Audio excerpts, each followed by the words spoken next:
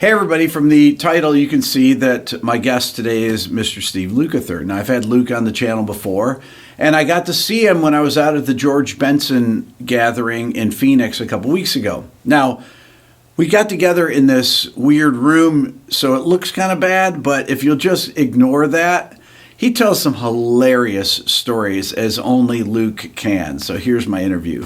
Would have been hilarious. Wait, okay, you were telling a story before, though. Equipment failing. Roger Waters. Oh, Roger Waters. Okay, like this is at the Coliseum in LA. Like, you know, how many years ago? 80,000 people. 20 years ago, I don't know.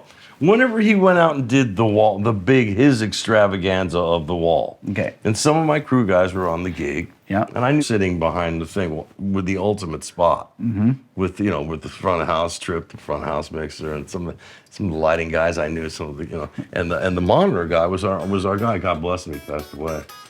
And a lovely guy. And he got me great, he set me up. And so I'm the second or third tune, man. His mic went out. His lead vocal mic. Now you're talking about a production that had to be $100 million production. It's like so. How many over people the are top. on stage? Well, I don't know how many. They're all hidden all over the place. Snowy was playing guitar. He played great. It was just an extravaganza. Okay, when his mic goes out, what is 57, which is like an $80 mic anyway. The 57 goes out. There's nothing. He stops the show. Now, because of the intense production, it is, Pro Tooled and clocked. Of course. It has to be with the lighting cues and all this other stuff. Mm-hmm. So he stops in the middle of the song. And like the sun is just coming down. So the whole wow factor all of a sudden everybody goes like, oh. It was building to this fever pitch. So 5 minutes goes by. There's cats. You see cats on stage, cables flying and everything like that. And there's 80,000 people in the audience. Oh my God. And Roger just disappears off stage. And everybody's kind of standing there. And finally, test 1, 2, it comes back on. He walks back on the stage and they say, okay, we're going to start this one from the top. And they did the show and it was flawless and amazing. It was it was an incredible show visually to see and everything like that. I asked my friend, I said, what took that multi-gazillion-dollar show down? Right. He goes, when I tell you, you're going to fucking lose your shit. A $20 XLR. Somebody rolled a case over it. Oh, my God. Yeah. Like somebody was starting to load out too early or something like that. Sometimes these guys, Oh, my God. my job's almost Unbelievable. done. And it took the whole show. And I said, how pissed was Roger? He goes, he was pretty cool because he realized what a fluke it was. It's not like somebody did him in. Yeah. That's the thing when stuff goes wrong live, and it happens to everybody. Yeah. It certainly happened to me a million times. Nobody does it on purpose. Right.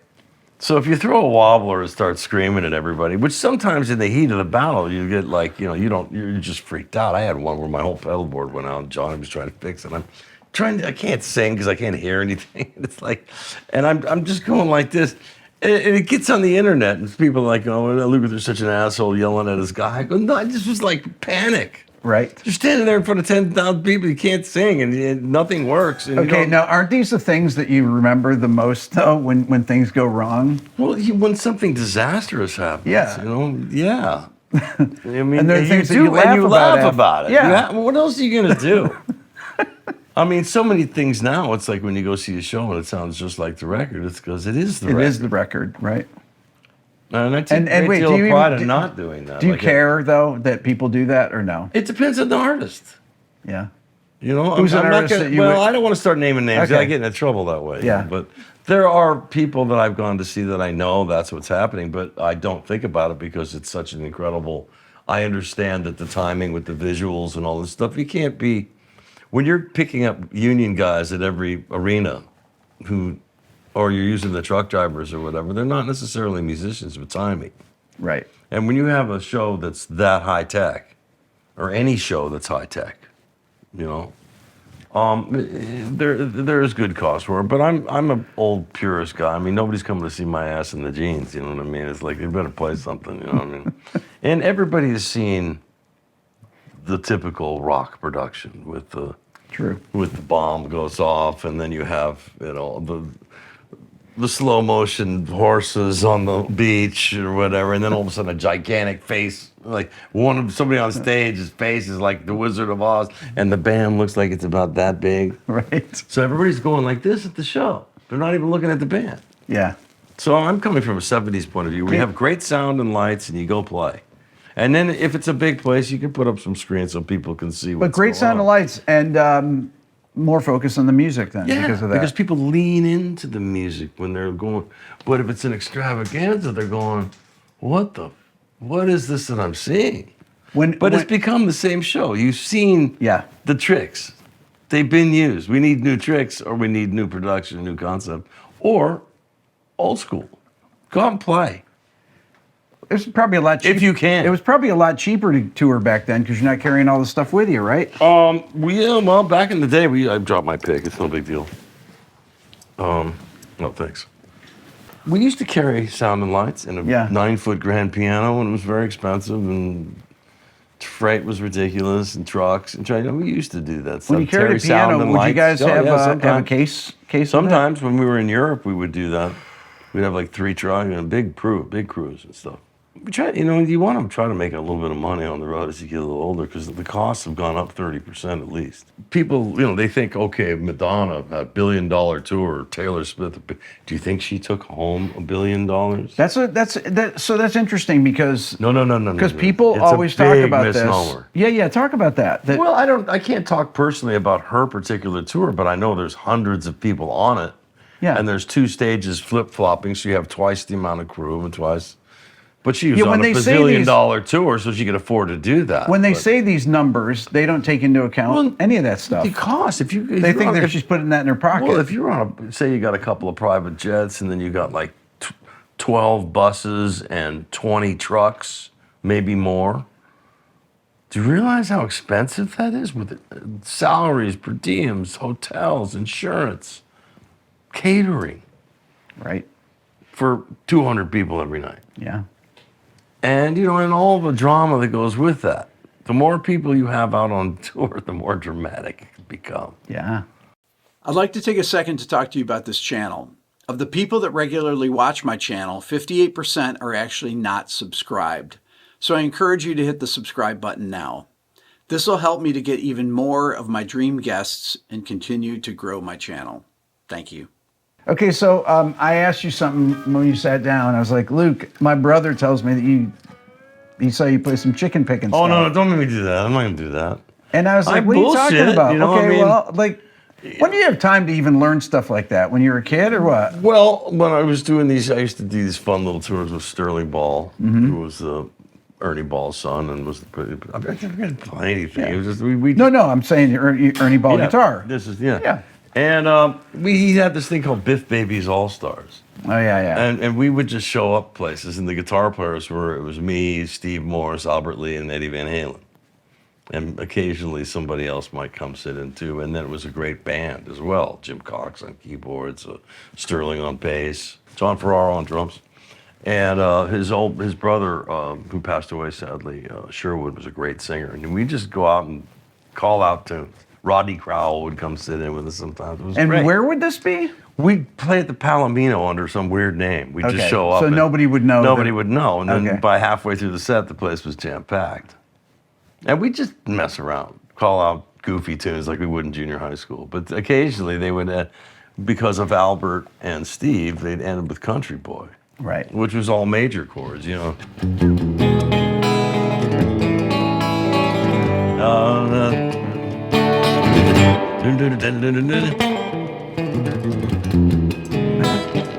would practice for a little bit to get that because it's all major chords. You can't just play the blues.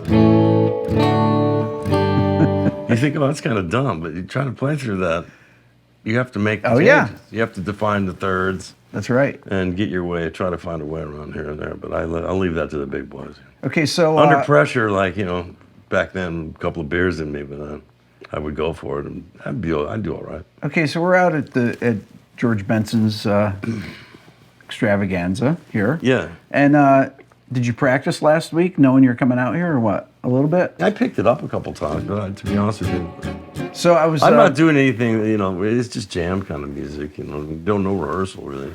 When I was talking to Greg Phillinganes yesterday, interviewing him, we talked about all the session guys kind of knew jazz. Studied it. Studied it.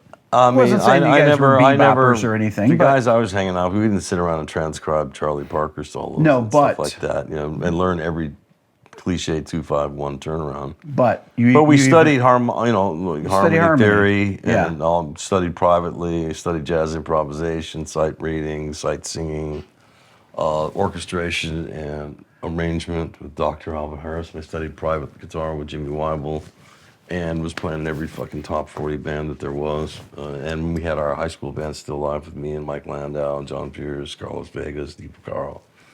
And that's where I met Jeff Porcaro and David Page was in high school through all those guys.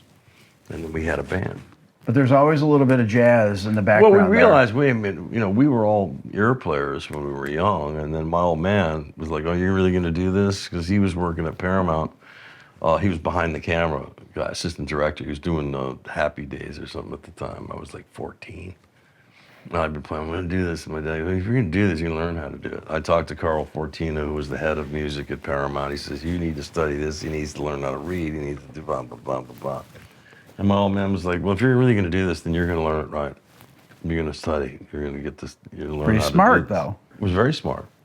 And then when I realized, when we got into high school, we met Steve Porcaro, and then realized Jeff was the drummer in Steely Dan, and we met David Page and the whole studio musicians. He's like, wow, you could do that?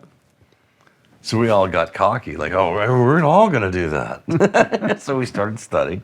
We were in the very first class of Dick Grove, which was the first Oh, yeah? jazz improvisational school, so to speak, where you could go and have all these courses and take all the stuff that was not classical strict, because it was either, unless you studied privately, you got to study with Joe Pass or somebody like that.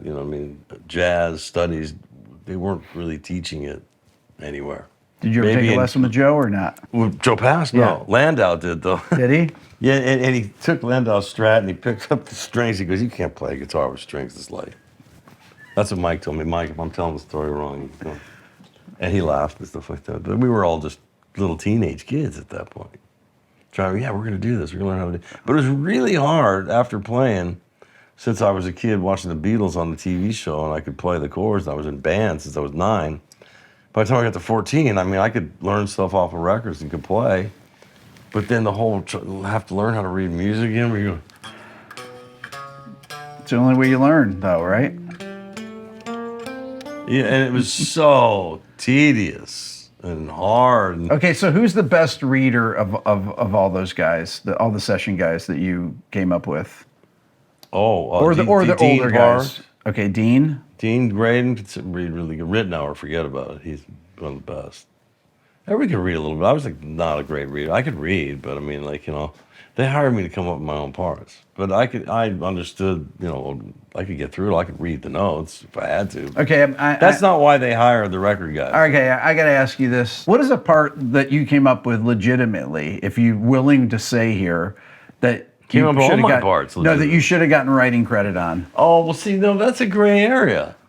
And the reason why it's a gray area. Or let's say, okay, we'll put it to you. Because now, what would you, nowadays, what parts would you get writing credit for? Probably most of them. Yes. Because they were very hooky parts. Yes. Stuff like, I keep forgetting, Human Nature, Stand Back by Stevie Nicks, that skank part in it that was like very Billie Jean-ish. Yeah. Well, they hired David Williams to do it at first because they wanted that. And then they didn't like what he played. Then they hired Dean, and they hired Waddy, I think, had to go at it. But that's not his thing. He doesn't play funk like that, And I, after working with Quincy and stuff like that, he says, look, we're looking for this Billie Jean thing. It was Jimmy Iovine and Shelley, and Stevie wasn't even there. The whole track was done. I didn't even know it was all Prince. I just heard the track. They said, we need that thing, I said, well, plug me in DI, put a little compression on it. And I think I got it. And what's on the record is a first take. Okay, so Iovine wasn't in the room. He just said, that sounds great. What do you want to eat? I said, I want a production gig like that. Okay, so in 2025, any of these parts from any of these songs that you played on, you would have gotten writing credit. Probably, but I mean, there was a couple towards the end where they just put a sheet of E chord in front of you, and I came up with a bunch of riffs, and I said, "You're gonna have to make this right, man. This is just come on, man. Look at this chart, and, and look what's coming out of the speaker." So charts though, what would a typical chart be? Just bars changes, with, with a couple rhythmic notations. Yeah, if it was important, if there was a something. specific voicing, it would be there. But most of the time, it was like, play what you want, man. Yeah. They'd just be chord charts with a roadmap. You know what I mean? Okay, now I've asked you this before. So you do a take. You're on someone else's session. You do a take. You guys go in the control room and listen to headphones? On the great sessions, when it was with a great artist, and with something like that. When it was early on in the career and you were doing records for, say, television stars that couldn't sing really well, and it was the disco era, and they just wanted to get a product out there to parlay financial gain. Right. We wouldn't. No. Most of the time we would go in. Okay. Because we cared about it. And would you talk about your parts, or would you talk about other people's most parts? of the time we would run it down. Like somebody would play a song, and then if it wasn't already a chart given to you, with at least the basic chords and roadmap and any notations that might have needed, we would take the chart in. We'd play it down once, and everybody's and you take the chart in the control room. Yeah, we go we scuffle through it, make sure there's any bad mistakes on the chart chords or anything like that. And people were starting to find parts. Yeah. And we go and then we'd maybe do another one, and they take it, and they go, "Come on in, let's listen to this." Would anyone recommend everybody would stuff bring their like, chart hey, in. the drums, what if you tried this or something like that? Or everybody would have would chime in on different things. Jeff Becerra used to have the great guitar stuff. He used to come up with great ideas from me. Like, what would he say? He would just point at pictures of Jimi Hendrix, or he'd point at stuff, and he'd say things to me that would, okay, I get it. I know what he's saying. He wouldn't sing specific parts per se. He would just inspire me. Would you guys ever say, "I don't like my guitar sound," or "My bass sound is not good"? Yeah, or whatever? but that was the thing.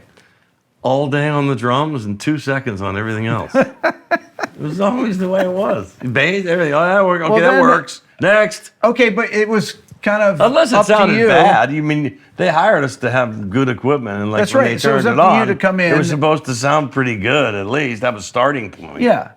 But it depended on what you were doing. Sometimes I'd be playing clean, and sometimes I'd be cranking it up. It really depended on what was going on. And I did a lot of overdub sessions too.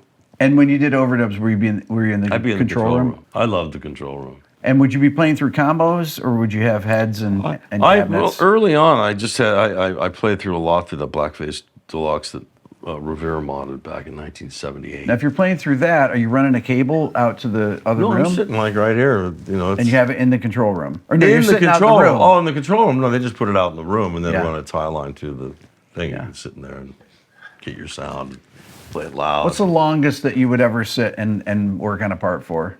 Work on a part? Yeah, or do a part for. I didn't like to work that hard. If a part was really difficult and it wasn't working, it wasn't the right part. There you go. Stuff's supposed to be easy. If you're trying to, cram a square peg in a round hole, it becomes obvious pretty quickly. Usually stuff works or it doesn't. You're not like sitting around going, I don't know, let's talk about it for an hour. What was your favorite studio sound-wise to play in? Sunset Sound, Capitol. What room is Sunset Sound? Two was my favorite, but I liked them all. We worked in all of them. Capitol 1 was incredible, but the mix room there at 3 it used to be good. I don't know what's there anymore. Capitol's gone. What was the best? What had the best drum sound? Ooh. Engineers have a lot to do with it. Elliot Shiner and Al Schmidt and Greg Ladani, George Massenberg. Those are the guys the best of the best. Yeah. And they all had different styles. I watched them, like George Massenberg, he invented the parametric equalizer when he was a teenager, on a weed bust or something like that. He's in jail and he comes up with parametric equalizer. 14 years old. That's what he told me anyway. And what he would do was his EQ technique. Everybody had different ones. Okay. Al was a minimalist, Al Schmidt. You look at an API desk that he used to like to work on, or a Neve, and you'd see one click at 10K. And then he'd come out, stand, listen to the part, and he would go like, move the mic a half an inch, it would change the sound.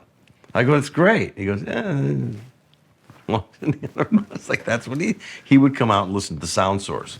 A lot of engineers just start going like this right away. They just, maybe does the sound good in the room? You just start there, and then work with how to get that onto the tape or whatever recording device. Okay, so how different was a Toto session? You're making your own record. Well, Jeff had the best sounding drum set ever, so like it didn't take long to get his stuff right. So it's pretty much the same then, right? Or no? Yeah, no, we took about the same amount of time. Yeah.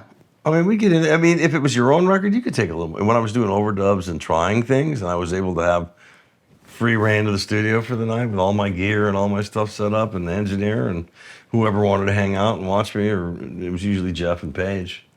And we'd do stuff, try things, and it was great because we had the dough and the time to do it. They gave us real budgets and real studios, with great engineers and great equipment and time. When you were making those records back then, did you ever imagine that there was going to be essentially no music industry 40 years in the future? There's no way you could have predicted any of this. Yeah. We used to joke about it and say, I want to phone my part in, man. I'm going to phone this is so easy, I'm going to phone my part in. Now you can do that. But that's, phone it in, there literally. was something about showing up at work with all the guys.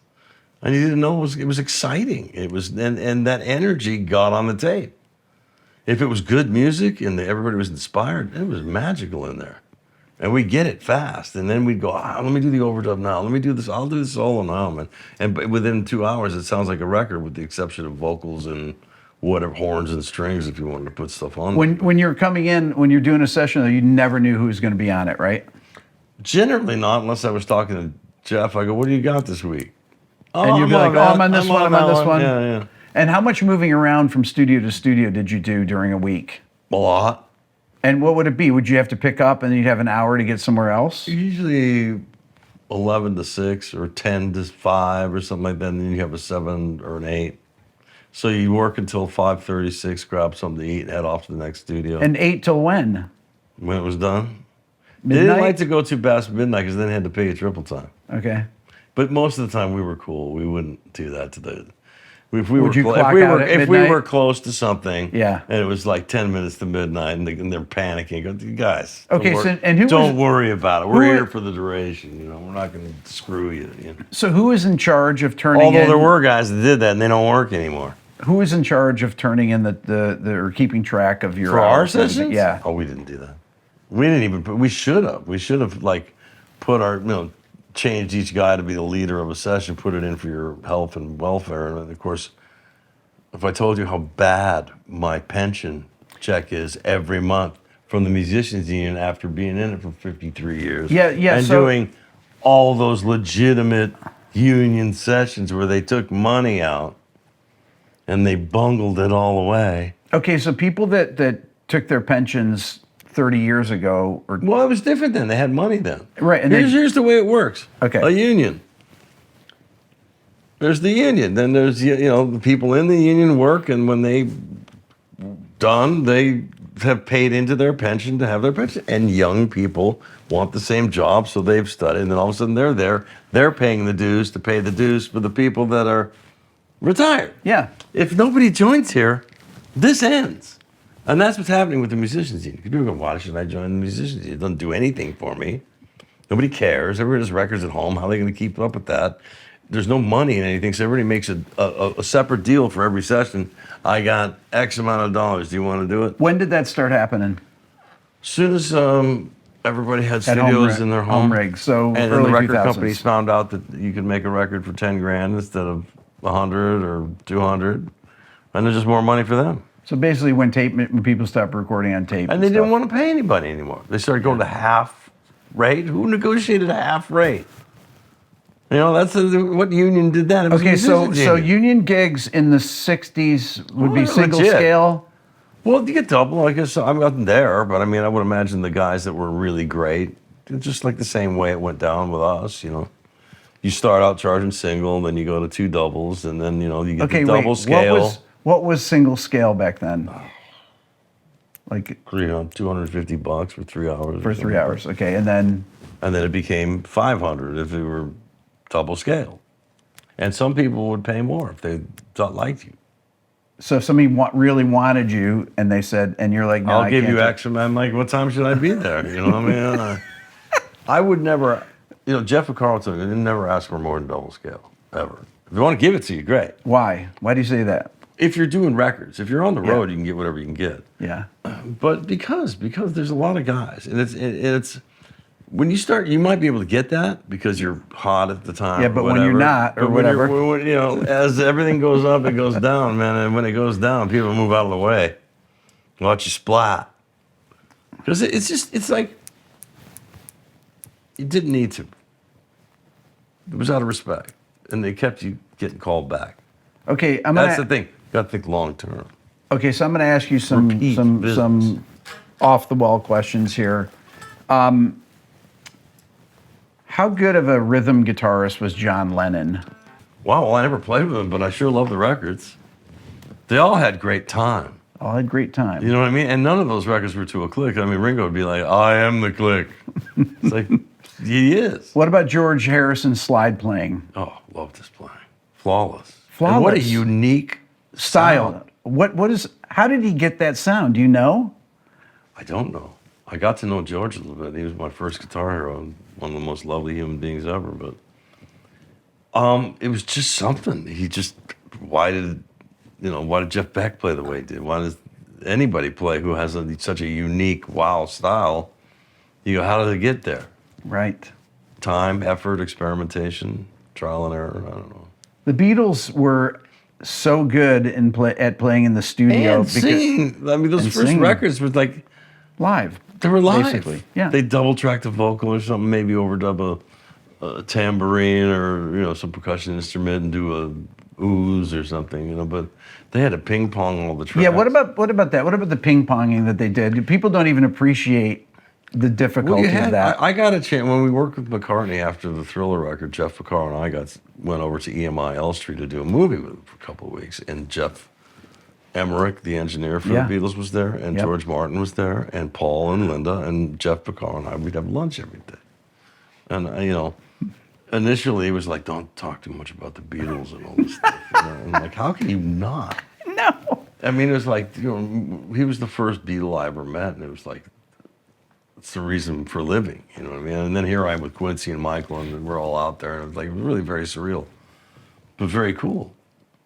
And I got to ask him all these goofy questions about how they did this. How'd you get the sound on Revolution? Because I never heard a fuzz thing. It was not a fuzz. It was a tube console where they plugged direct into it, cranked it, threw a limiter, and then put it through in the second channel and did it again. And they had to do it before the lab coat guys came in and told them they were ruining the console. So that's why you've never heard that sound again. You can't get that sound again. A lot of the stuff they did, they were like misusing the gear and just trying to do something that no one else has done. And they did that consistently. Amazing. With incredible music. And, no bells and whistles. Those are real vocals. Those are real parts that everybody played, When I listen to some of the layering on Paperback Writer or Because or any of these things, the pitch, the harmony parts, they're so accurate. Those guys sang great when there was no monitors. Right. Remember that? Well, that's all they heard. Yeah. How did they do that? It was not fun for them, apparently, according to Ringo and according to the guys. Whenever I asked them, If the Beatles toured more, they obviously would have made less records, right? I can't answer for them. Okay, I have no so idea. all right, so yeah, I think if the gear. with, No, I asked Ringo about this. I go, if the gear was better. Yeah. He goes, well, if we had all this gear, we could hear ourselves and everything, and we could bring out some additional musicians to make these records. We probably could have done something. The question was, did they want to do that? Right. Everything they did was 8 years. Yeah. 62 to 70. Think about the growth. Musically, recording-wise. My God. Everything. The state of the world in that 8-year period from 62 to 70 was pretty intense. So I'll never get to interview those guys probably, but one of the questions I would have asked Paul is like, okay, you and John are writing all these songs. Obviously George wrote his songs, but on his own. How did you write so many songs so quickly for a record? Like, would you just go home at night and it's like, I got another, I got 3 more songs here, and they're classics. I think it was a healthy competition if I was going to guess. Yeah. All right, so give me, let's like, Give me a good Luke lick that I can add to my repertoire here.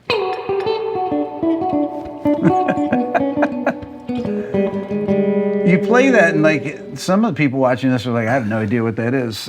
That's the Wizard of Oz. I know what it is, but you know, I was doing a video the other day, and I said I was listening to something, and I was like, oh, it sounds like something Emerson, Lake and Palmer would do, and there's like, I know none of you know who that is, but you know. Oh, I love those records. I got to work with all those guys. Really? Well, not on an ELP record. Okay. I did a couple of Greg Leck records. I did an Asia thing, and I worked with Keith Emerson on some live stuff. But of course, you and I know who those guys are. But I was joking that. Well, there was a whole contingency in school. Were you into Yes or ELP? You know what I mean? Seriously. Oh yeah. Okay. And I go, why can't you like both? Right. I liked them both.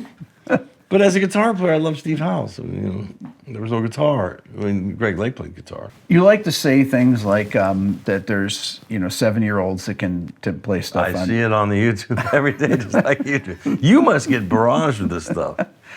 Everybody wants to send you the new Wonder Kid. People send me stuff like that, but they always send it to me on Instagram, and it's like, why do you send me these things? I have a theory about this. You know, putting the Wonder Kids at 8 years old on the, here you are, here's the new.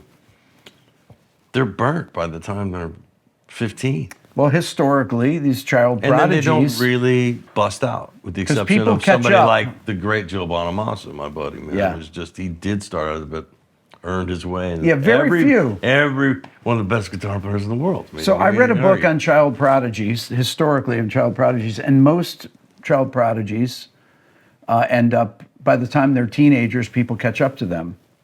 And then they have some type of a Well, event. everybody's little Johnny's a genius, you know what I mean? Oh, my kid is, and that's the problem that we're having with the recording industry is anybody can put out stuff every day. So it mucks up really good stuff floating to the top. There's no gatekeepers. There's no A&R guy to say, you know what? There's something there, but you're not ready yet. Write some more shit and come back to me next So there week. were good things about A&R people. Yeah, the good ones. Yeah. You know, they go, I'm hearing that as the single. We didn't always agree, but a lot of times they were right. I mean, I thought Africa, I thought, are you kidding me with this song? There's no way.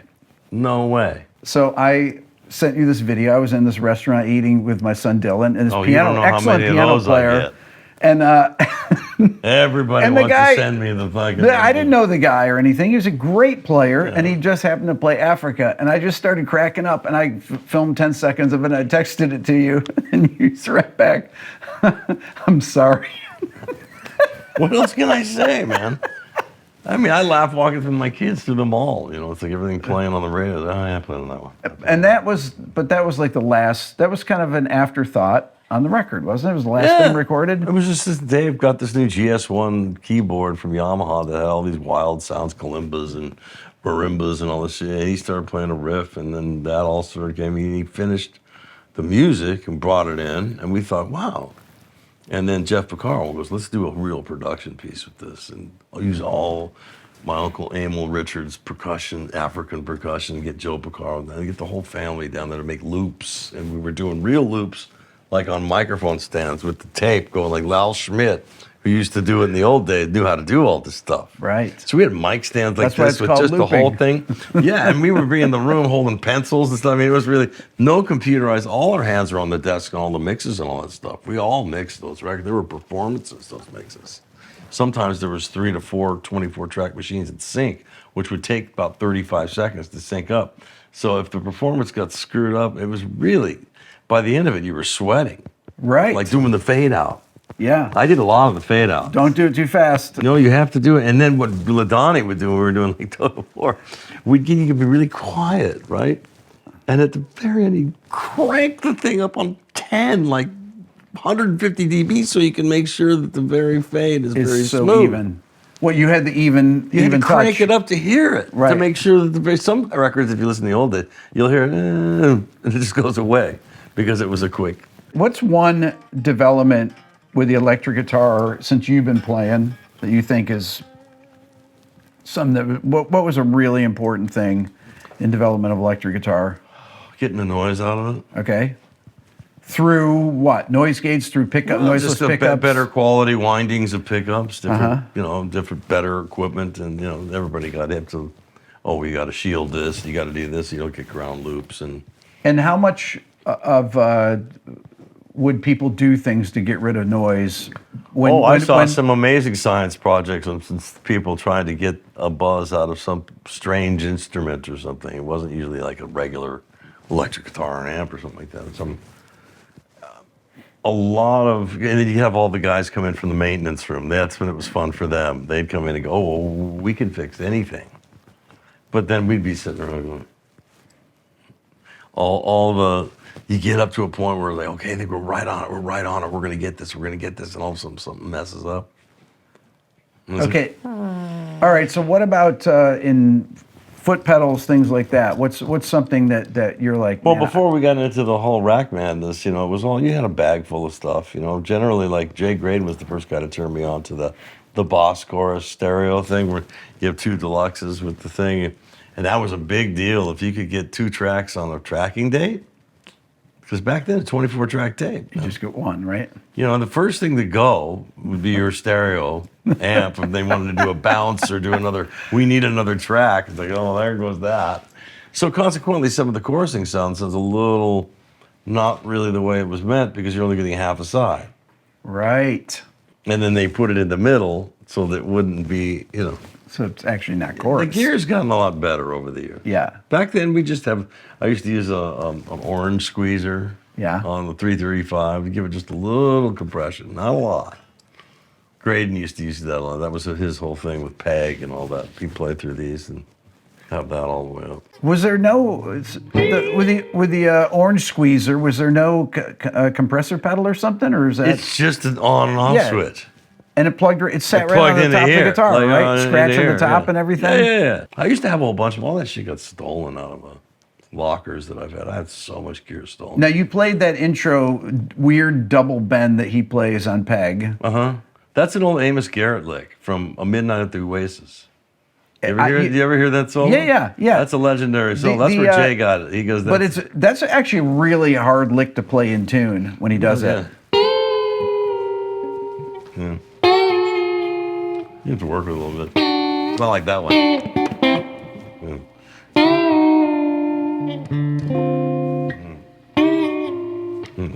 I haven't done that one in a while. I'll leave that to Jay now. He's done his tutorials on how to play Peg and all that stuff. I did a video with him. It was great. And Dean. This is a thing I put out last year or so.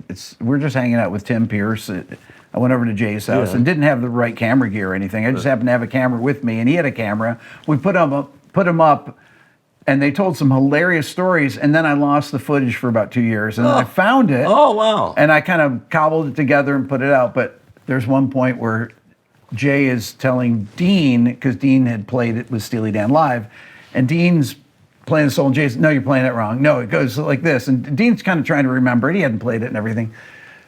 So then Dean hands me the guitar. But you had it because you learned it. I learned it. Yeah, it was a climbing lick is the thing that was kind of... all that stuff. Yeah. That's classic Jay. Okay, so who were the other 6 guitar players that played before him? Robin Ford was one. I think Larry did one. No one ever talks about that, who the other people were. They just don't know. say... Might have been a couple of New York guys. Elliott may have tried it. I wonder what was wrong with their solos. I think they different takes. They all got erased over, right? I think there was one YouTube with Donald and Walter sitting there putting up faders, and I think they had a Robin Ford one there. It was cool, but it's like, that wouldn't have been right. I could see why they didn't, And then Graydon's was just weird enough that it just worked. I think that by the time they got to Jay, what Jay told me was like, no matter what he plays, we're keeping it. Because I think they just had enough, and they were like, okay, that's it, enough. If you're going to put together your ultimate studio band, but with no studio musicians, people from actual bands. Oh, wow. Who would it be? Give me, and you're not playing guitar on this.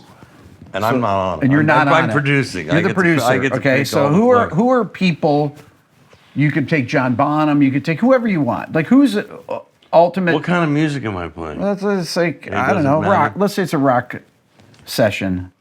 Well, I love all the guys I play with now, but I'm taking away them, because that's going to be unfair. Geez, I don't know. Dead or alive? Is that Dead or alive, yeah. Dead or alive. Oh man, that's a hard question because I have so many favorites. I'd have to have 5 guitar players. I don't know. If I start naming names, I'm going to piss somebody off by like not mentioning them or something like that. Who are guys that are band guys that are players that could have come up with parts on records?